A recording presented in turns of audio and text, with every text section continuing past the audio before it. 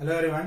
So ಇವತ್ತು ನಾವು ಈ ವಿಡಿಯೋನಲ್ಲಿ ಸರ್ಕ್ಯುಲರ್ ಸೀಟಿಂಗ್ ಅರೇಂಜ್ಮೆಂಟ್ ಯಾವ ತರ ಪ್ರಾಬ್ಲಮ್ ಸಾಲ್ವ್ ಮಾಡಬಹುದು ಅನ್ನೋದನ್ನ ನೋಡೋಣ. ಇನ್ ಮೈ ಪ್ರೀವಿಯಸ್ ವಿಡಿಯೋ, ನನ್ನ ಮೊದಲನೇ ವಿಡಿಯೋನಲ್ಲಿ ಇದರದೆಲ್ಲ ಬೇಸಿಕ್ಸ್ ನಾನು ಹೇಳಿದ್ದೆ.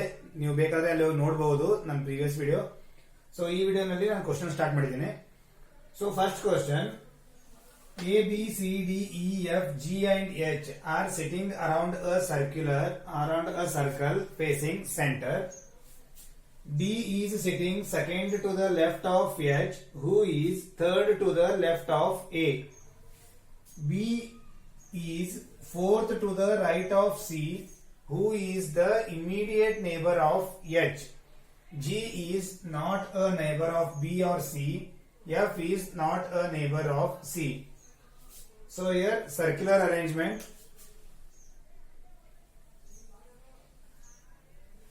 So ಇದೊಂದು ಟೇಬಲ್. ಈ ಟೇಬಲ್ ನಲ್ಲಿ 8 members. So totally 8 members.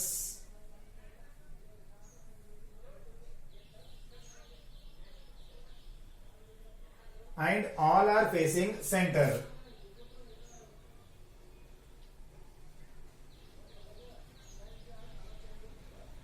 All are facing center. All are facing center ಅಂದ್ರೆ ಸೊ ನಮ್ದು ಈ ಕಡೆಗೆ ರೈಟ್ ಆಗುತ್ತೆ ಆಂಟಿ ಕ್ಲಾಕ್ ವೈಸ್, ಮತ್ತು ಕ್ಲಾಕ್ ವೈಸ್ ಡೈರೆಕ್ಷನ್ ಅಲ್ಲಿ ಲೆಫ್ಟ್ ಆಗುತ್ತೆ. So our first statement, D is sitting second to the left of H. So D ನ ನಾವು ಇಲ್ಲಿ ಕೂಡಿಸಿದ್ರೆ second to the left of H ಅಂದ್ರೆ ಎಚ್ ಇಲ್ಲಿ ಕೂಡಿಸ್ತೀವಿ. So H second left, 1, 2, second left. D is sitting second to the left of H, who is third to the left of A. So idu who ಅನ್ನೋದು very much important. So ಇಲ್ಲಿ who is third to the left of A ಅಂದ್ರೆ ಇದು question ಅಲ್ಲ. So who is left to the A ಅಂದ್ರೆ H is sitting third to the left of A ಅಂದಂಗ. So H is third to the left of A. So H ಇಲ್ಲಿದೆ ಅಂತಂದ್ರೆ H is sitting third to the left of A ಅಂದ್ರು ಒಂದೇ, A is sitting third to the right of H ಅಂದ್ರು ಒಂದೇ. Okay, so ಇಲ್ಲಿ A ಬರ್ತಾವೆ 1, 2, 3. Next question, B is fourth to the right of C. B is fourth to the right of C. So ಇಲ್ಲಿ ನಮಗೆ C ನೂ ಇಲ್ಲ B ನೂ ಇಲ್ಲ. ಆ ಸ್ಟೇಟ್ಮೆಂಟ್ ಅನ್ಕತನ ಸ್ಕಿಪ್ ಮಾಡಿ. Next question, who is the immediate neighbor of H? C is the immediate neighbor of H ಅಂದಾರ. So ನಾವು C ಇಲ್ಲಿ ಕೂಡಿಸಬಹುದು, ಇಲ್ಲಾಂದ್ರೆ ಇಲ್ಲಿ ಕೂಡಿಸಬಹುದು. ಯಾಕಂದ್ರೆ neighbour, immediate neighbour of H ಅಂದಾರ. ಸೊ ನೆಕ್ಸ್ಟ್ ಅದ್ರ previous statement, B is fourth to the right of C. B is fourth to the right of C ಅಂದ್ರೆ 1, 2, 3, 4. ಇದನ್ನ ನಾವು ಇಲ್ಲಿ C ತಗೊಂಡಿವಪ್ಪ ಅಂದ್ರೆ ಇಲ್ಲಿ ಕೂಡಿಸಬಹುದು B ನ. ಇಲ್ಲ ಇಲ್ಲಿ ಸಿ ತಗೊಂಡಿವಿ ಅಂದ್ರೆ 1, 2, 3, 4. ಸೊ ಇಲ್ಲಿ ಆಲ್ರೆಡಿ ಎ ಪ್ಲೇಸ್ ಆಗಿಬಿಟ್ಟದ. ಸೊ ನಮಗ ಸಿ ಇಲ್ಲಿ ಕೂಡಿಸಿ ಬರಲ್ಲ, ಇದೇ ಫೈನಲ್ 1, 2, 3, 4. ಸೊ ಇಲ್ಲೇ ಬಿ ಬರ್ತಾರ. Next, G is not a neighbour of B or C ಅಂದ್ರೆ ಜಿ ಬಿ ಆಮೇಲೆ ಸಿ ಅದರ ಬಾಜು ಬರಂಗಿಲ್ಲ. ಸೊ ಜಿ ಇಲ್ಲಿ ಬರಂಗಿಲ್ಲ, ಆಮೇಲೆ ಇಲ್ಲಿ ಬರಂಗಿಲ್ಲ. ಇವು ಎರಡು ಕಡೆ ಬರಲಪ್ಪ ಅಂದ್ರೆ ಜಿ ಡಿ ಬಾಜು ಫಿಕ್ಸ್ ಆಗ್ತದೆ. Next, F is not a neighbour of C. F is not a neighbour of C ಅಂದ್ರೆ ಎಫ್ ಇಲ್ಲಿ ಬರಂಗಿಲ್ಲ, ಅಂದ್ರೆ ಇದು ಎಫ್. ರಿಮೈನಿಂಗ್ ಯಾವುದು? A B C D E. E is remaining. So ಇಲ್ಲಿ ಇ ಕೊಡ್ತಾರೆ. So this is our circular arrangement. So these 4 are questions. ಈ questions ನೋಡೋಣ. First question, who is third to the left of B? Who is third to the left of B? ಇಲ್ಲಿ ನೋಡ್ರಿ, ಇಲ್ಲಿ B ಅದ. Left ಅಂದ್ರೆ ಯಾಕಡೆ ಆಗ್ತದ? ಈ ಡೈರೆಕ್ಷನ್. ಲೆಫ್ಟ್ ಆಫ್ B ಅಂದ್ರೆ 1, 2, 3. ಅವರ answer is E. Who is third to the left of B? B the third left ಅಂದ್ರೆ E ಆಗ್ತದ. ಅವರ answer is E. Next, who is sitting between A and B? Who is sitting between A and B? ಅಂದ್ರೆ ಇಲ್ಲಿ ನಮಗ ಎರಡು answer ಬರ್ತಾವ. ಒಂದ್ answer ಅಂದ್ರೆ ಎಫ್, ಇನ್ನೊಂದು ಇದನ್ನು ಕನ್ಸಿಡರ್ ಮಾಡಬಹುದು. ಬಟ್ ಅಲ್ಲಿ ನಮಗ ಡಿಪೆಂಡ್ ಆನ್ ಆಪ್ಷನ್ಸ್. ಇಲ್ಲಪ್ಪ ಅಂದ್ರ ನಮಗಲ್ಲಿ clockwise anticlockwise mention ಮಾಡಿರ್ತಾರೆ. ಸೊ ಈಗ ಇವೆರಡು ನಿಯರ್ ಅನ್ಕೊಂಡು ನಮ್ಮ answer F. our answer is F. Who is sitting between B and A? Answer is F. or ಇವೆಲ್ಲ ಬರೀಬಹುದು E, C, H, G and D. ಸೊ ಇವೆಲ್ಲ between ಇದೆಲ್ಲ ಇದನ್ನು ಬಿಟ್ವೀನ್ ಅರ್ಥ ಆಗ್ತದ. ಆದ್ರೆ depend on question. Anticlockwise clockwise ಇಲ್ಲಪ್ಪ ಅಂದ್ರೆ depend on options. Okay. Next question. How many of them sitting between C and B? How many of them between C and B ಅಂದ್ರೆ C and B ಇಲ್ಲಿ ನಮಗೆ clockwise anticlockwise ಕೊಡಬಹುದಿತ್ತು. ಆದ್ರೆ C and D ಈ ಕಡೆ side 3 members, ಇಲ್ಲಿಯೂ 3 members ಇದಾರೆ. So ಇಲ್ಲಿ ನಮಗ clockwise anticlockwise ಯೋಚನೆ ಮಾಡೋ ಕಾರಣ ಇಲ್ಲ. So these 4 are options. ನೋಡ್ಸಿ ಆಪ್ಷನ್ ನೋಡ್ರಿ, ಓನ್ಲಿ 2. ಇಲ್ಲಿ ನಮಗ 3 ಮೆಂಬರ್ಸ್ ಬರ್ತಾರ, ಇದು ಆಗಂಗಿಲ್ಲ. 4 ಓನ್ಲಿ ಆಗಂಗಿಲ್ಲ. 1 2 3 ಇಷ್ಟೇ ಇದಾರೆ. 2 or 3 ಆಗಲ್ಲ. Our answer is 3 only. 3 only ನಮ್ಮ ಆನ್ಸರ್ ಫಾರ್ ಥರ್ಡ್ ಕ್ವಶನ್. ನಾವು coming to fourth question.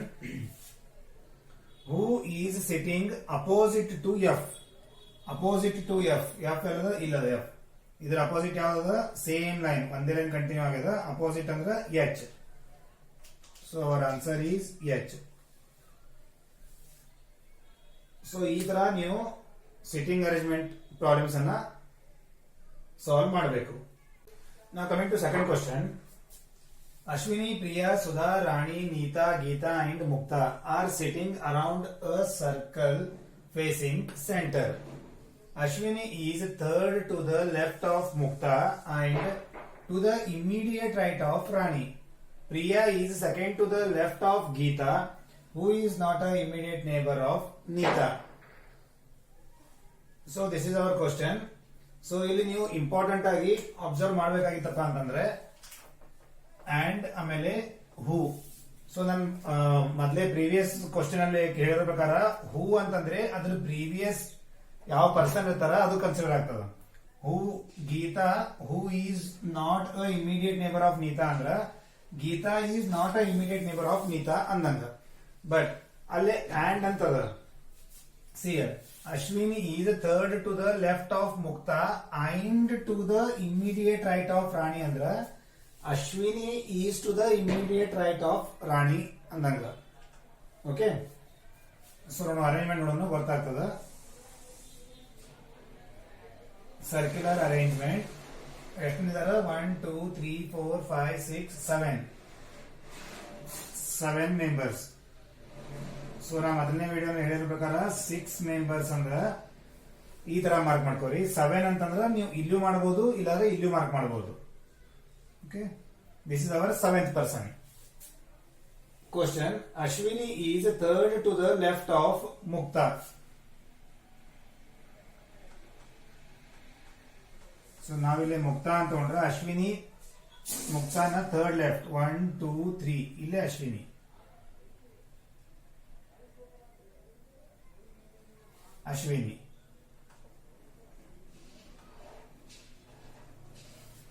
Next and to the immediate right of Rani ಅಂದ್ರ Ashwini is immediate right of Rani. So all are facing ಇದ್ದಾಗ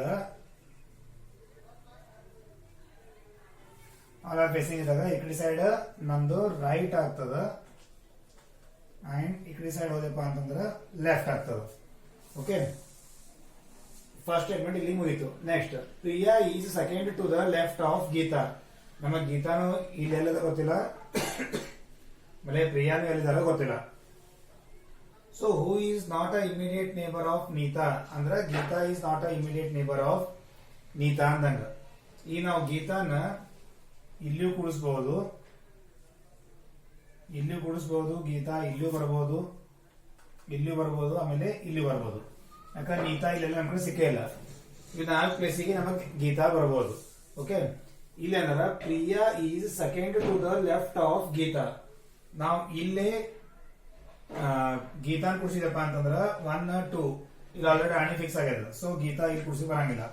ಆಮೇಲೆ ನಾವು ಗೀತಾನ್ ಇಲ್ಲಿ ಕೂಡಿಸ್ತೀವಿ ಅಂತಂದ್ರೆ 1 2 ಆಲ್ರೆಡಿ ಅಶ್ವಿನಿ ಫಿಕ್ಸ್ ಆಗ್ಯದ, ಸೊ ಇಲ್ಲೂ ಬರಂಗಿಲ್ಲ.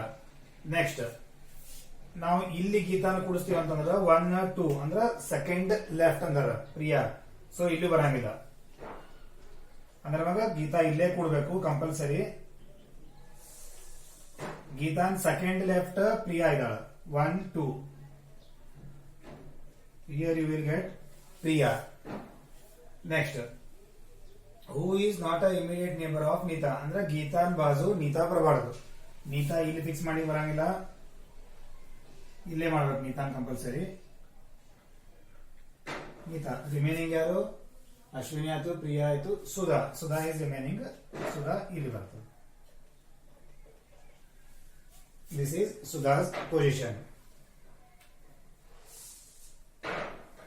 ಸೊ ಇದರಲ್ಲಿ ನೀವು ಮೇನ್ ನೆನ್ಪಿಟ್ಕೋಬೇಕಾಯ್ತಪ್ಪ ಅಂದ್ರೆ ಐಂಡ್ ಮತ್ತು ಹೂ. ಐಂಡ್ ಅಂತಂದ್ರ previous, this is our first person,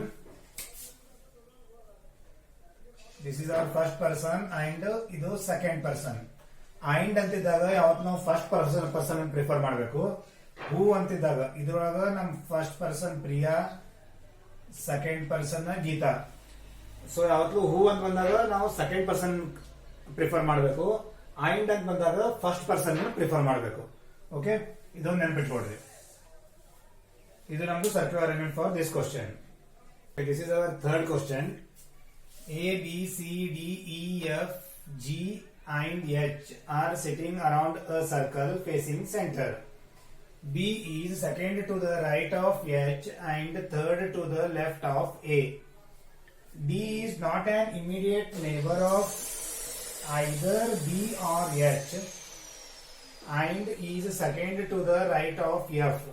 C is fourth to the right of G. So ಇದು ನಮ್ ಮೇನ್ ಕ್ವಶನ್. ಇದಕ್ಕೆ 2 ಡಿಫ್ರೆಂಟ್ ಟೈಪ್ ಆಫ್ ಕ್ವಶನ್ಸ್ ನಾಗ ಬರ್ದೀನಿ. ಸೊ ಫಸ್ಟ್ ನಾವು ಅರೇಂಜ್ಮೆಂಟ್ ಮಾಡ್ಕೊಂಡು, ಸೊ ಸರ್ಕ್ಯುಲರ್ ಅರೇಂಜ್ಮೆಂಟ್ 8 ಮೆಂಬರ್ಸ್,